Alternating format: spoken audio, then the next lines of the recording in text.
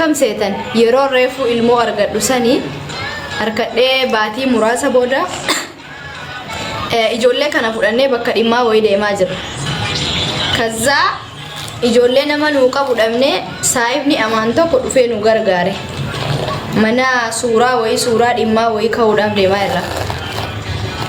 Achiin suuraa san deemnee kaanee misaa nyaannee dhufne mucaan sun kama guyyaa guutuu waliin zoraa lakkanan nalaale sila amaan dhugumaan tun jaartii keetii jedheen tama dhugaa qoy isima kanatu lakkuu shandeette jedheen mucaan ajaa'ibsi kama waliin nyaachaa waliin badhee kana zoraa olle kan hanga onaan nallaalu sila yoo boodarratti akkas jedheen ajaa'ibe.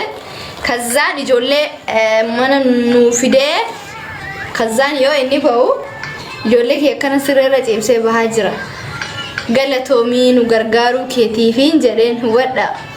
Inna si'illee rabbiin ni danda'a dandeettii isaatiin ilmoo lakkuu siifaa kan nu aamiin jedheen. Wallaahi kunoo rabbii guyyaa dhaattan hima.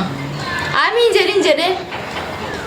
Namni kazaa yeroo baatilee muraasa booda jaartiin isaan lakkuusatti garaa qabdii jedhan.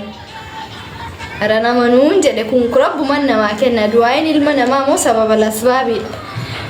Kasaan jechuudha boodarra maashaallah tabaaraka rahmaan lakkuu lama deesse.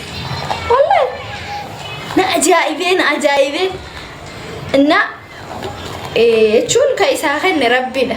Rabbuman namaa kenna garuu ilmi namaa sababa lasbaabidha. Yoo namni du'aa isinii godhu garaa qulqulluuni wallahi aamiin jechuun ni sina nama hin galu rabbiin ni karaa inni itti nama milkeessu.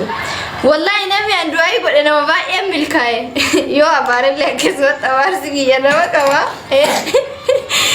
Wallahi laazim na ajaa'ibe soo saniif inshaallah wallahi anoonnee qulqulluudhaan du'aa isinii godha. Hedduu sin jaaladha.